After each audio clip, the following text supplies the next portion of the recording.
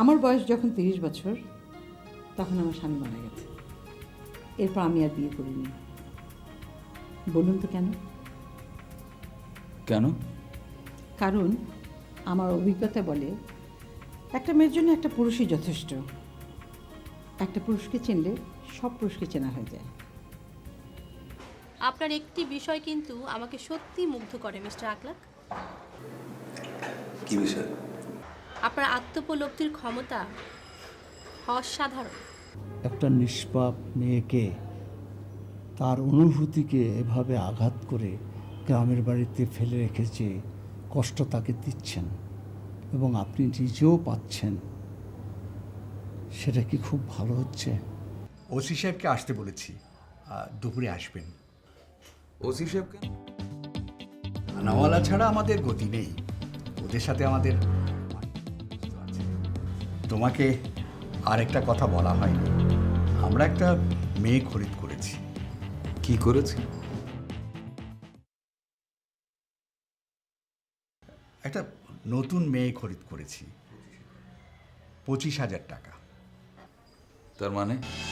আমাদের যে ব্যবসা তাতে নতুন মুখের প্রয়োজন পড়ে। মেয়েটি খুব সুন্দরী, বয়স 15-16 হবে, আর দেশ ফরিদপুর। এখন তাহলে আমাদের মেয়ের সংখ্যা দাঁড়ালো 53।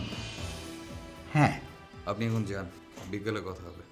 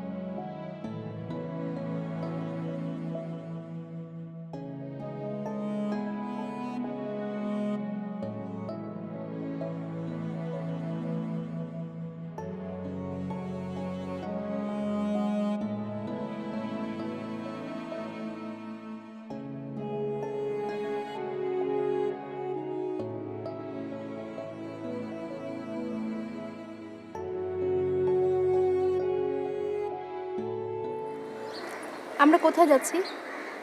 গেলেই দেখতে পাবে। না, আমি জানতে চাচ্ছি। তুমি এখন পর্যন্ত যা যা জানতে চেয়েছো তো সব কিছু আমি তোমাকে জানিয়েছি।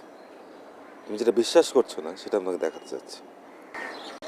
আমি বুঝতে পারছি না। তুমি একটা নির্বোধ বালিকার মতন আচরণ করছো।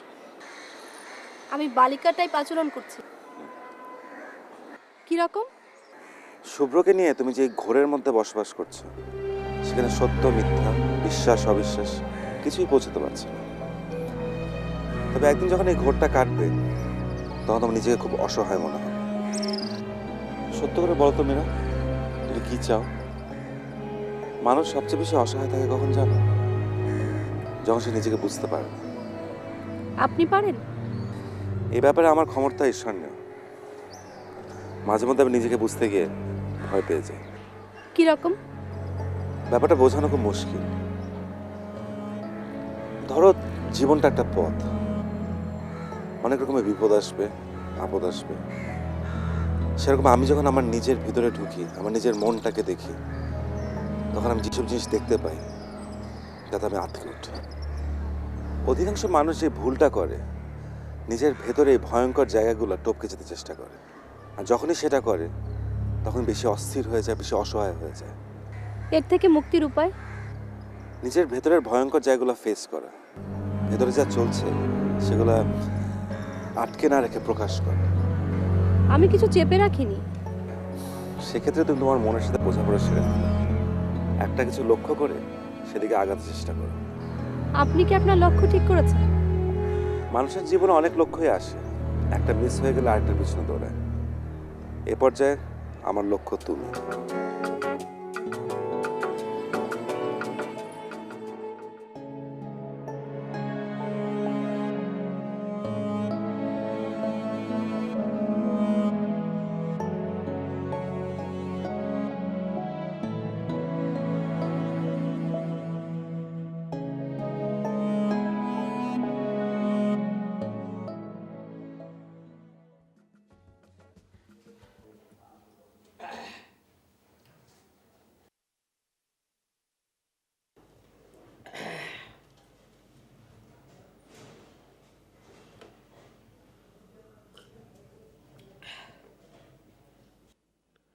এই তুমি এখানে কি করো?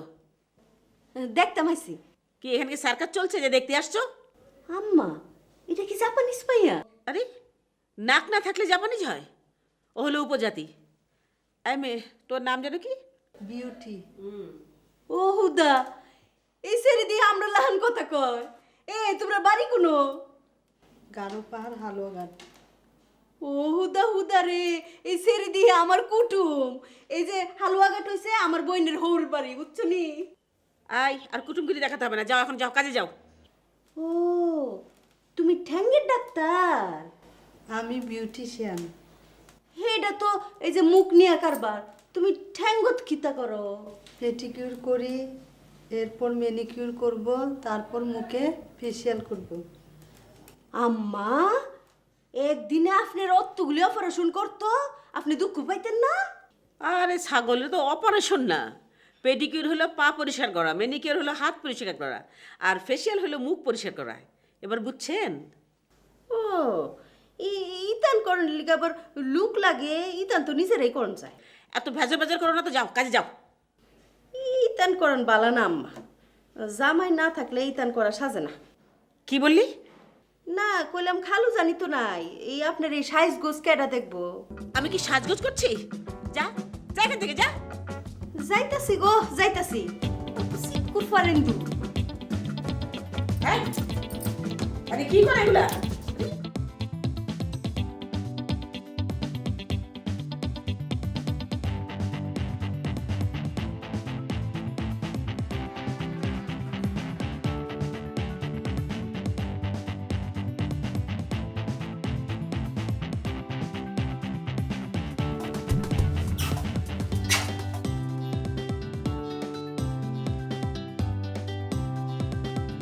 কেমন আছো জানা? জি, ছোট সাহেবের দোয়া। মাটির দিকে তাকিয়ে কথা বলবে না, চোখের দিকে তাকিয়ে কথা বলো। আমি চোখে চোখ না রাখলে কথা বলতে পারি না।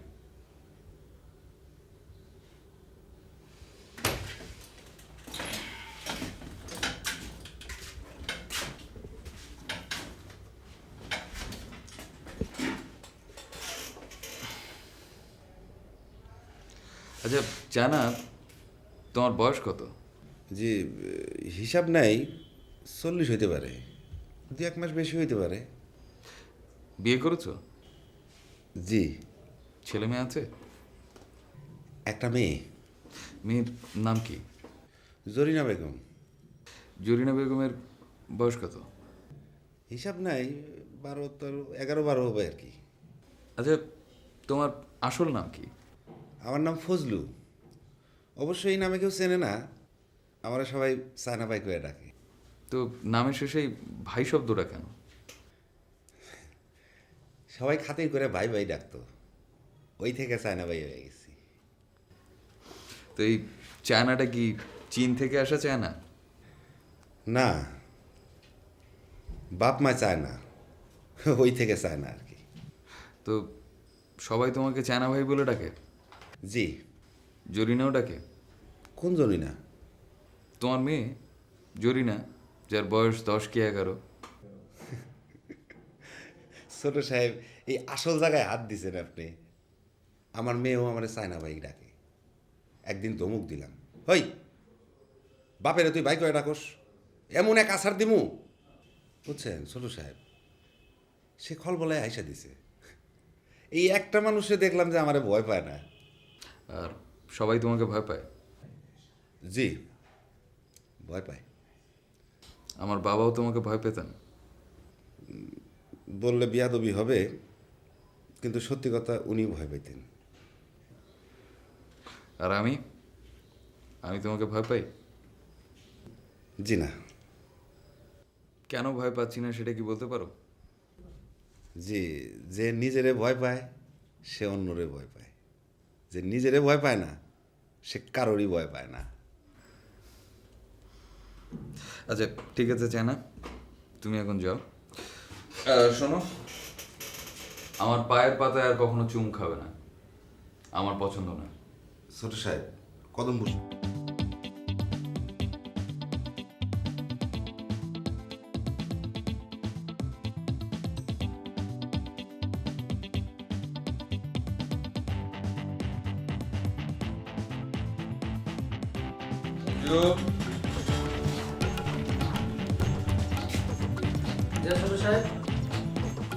গাড়ি বের করতে বলো।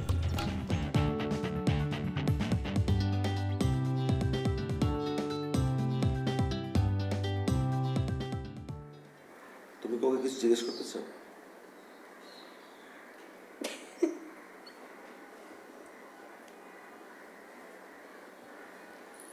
চাষবানে সেদিন শুভ্র কি খুব রাত করে এখান থেকে ফিরেছিল? সেদিন উনি ফেরেনি নাই। আমি উঠবো। চলো।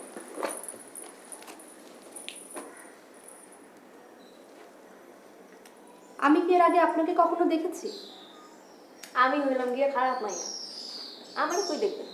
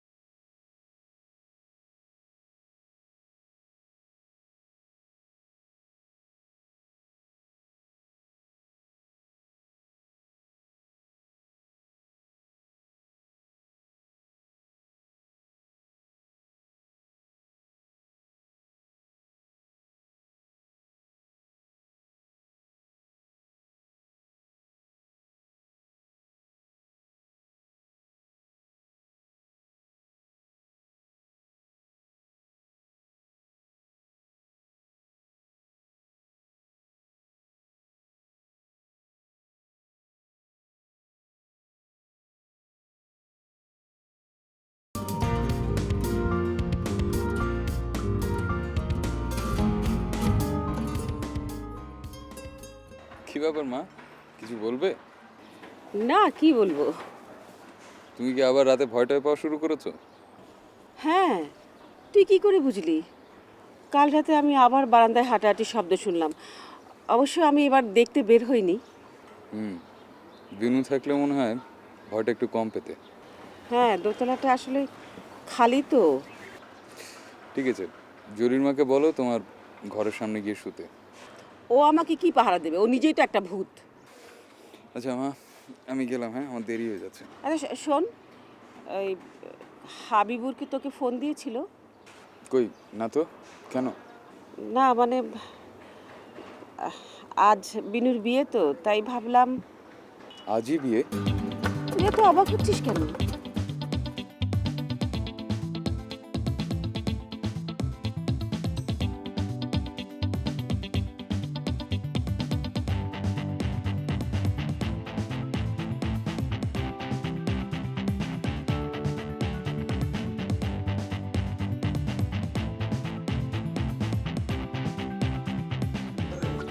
আমারে পাঠাই দিছে, কইলো তার জানে কি কাম আছে। তিনি আসবেন কখন? আমারে অফিসে পাঠাই দিছে তো, তাই অহন তিনি একেবারে নিশ্চিন্ত। তুই তো হালা একেবারে অফিসার হয়ে গেছস। শার্ট তো লাগাইছো এখন ঝাক্কাস। কি যে কন্যা চায় না ভাই, এই খালি মস্করা করে। হ্যাঁ বেটা, মস্করা করি না বেটা। শোন, মালিক ভালো থাকলে কাম করে আনন্দ পাওয়া যায়। আর আমাকে ছোট সাহেব তো একেবারে দরাজ দিলের মানুষ মনে কর আর কি।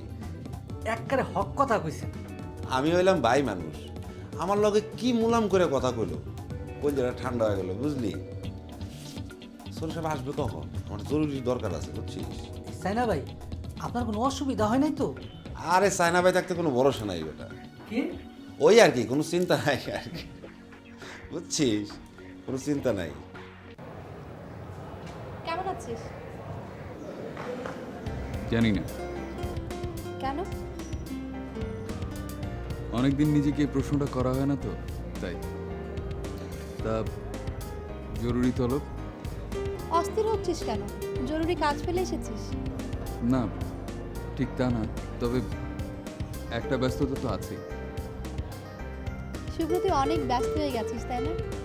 তোর মনে আছে স্যার যখন পরীক্ষার ডেট দিতেন, আমরা সব ব্যস্ত হয়ে লাইব্রেরিতে হুমড়ি খেয়ে পড়তাম, আর তুই নির্বিকার ভঙ্গিতে ঘোরাফেরা করতি। অথচ হায়েস্ট মার্কস কিন্তু তুই পেতি। আমার ইদানিং একটা অদ্ভুত প্রবলেম হয়েছে। অতীতের অনেক কিছুই আমার মেমোরিতে আর নেই।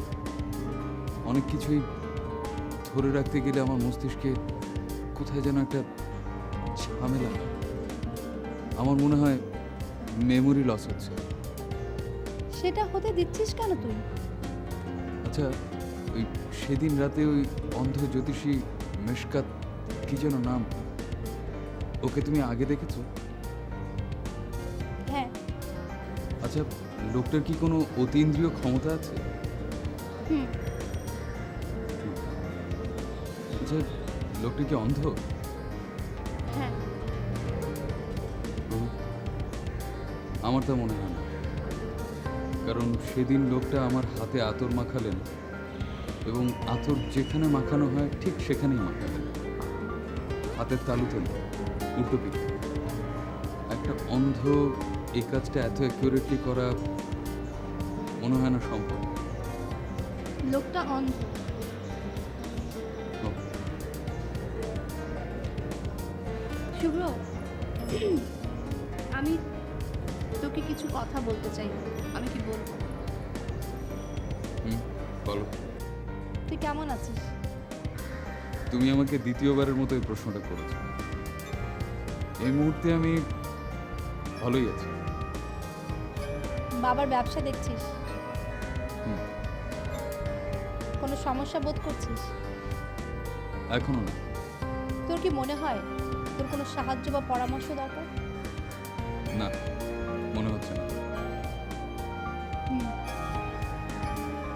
সমস্যাগুলোকে আমার খুব ইন্টারেস্টিং মনে হচ্ছে। সমস্যাগুলোকে আমার ডিফারেন্সিয়াল ইকুয়েশনের মতো মনে হচ্ছে। কিরকম? ডিফারেন্সিয়াল ইকুয়েশনে দুটো উত্তর থাকে, একটি উত্তর সত্যি, একটি উত্তর মিথ্যে। পরীক্ষা করে দেখতে হয় কোন উত্তরটা সঠিক আর কোন উত্তরটা সঠিক নয়। তোর কাছে মনে হয় পুরো ব্যাপারটা এক্সাইটিং লাগছে, রাইট? হ্যাঁ। একটা অস্বস্তিকর প্রশ্ন করতে ইচ্ছে করছে, আমি কি করব? হ্যাঁ, করো। সেদিন যে 52 জন মেয়ের কথা হচ্ছিল, তাদের সাথে তোর কি দেখা হয়েছে?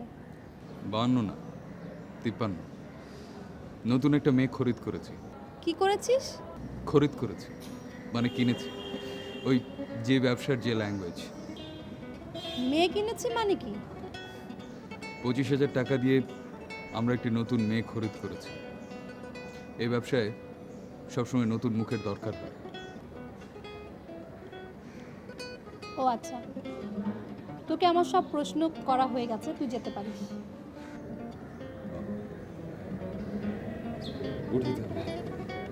আমাকে কি আর কোনো প্রশ্ন করতে ইচ্ছে করছে তো?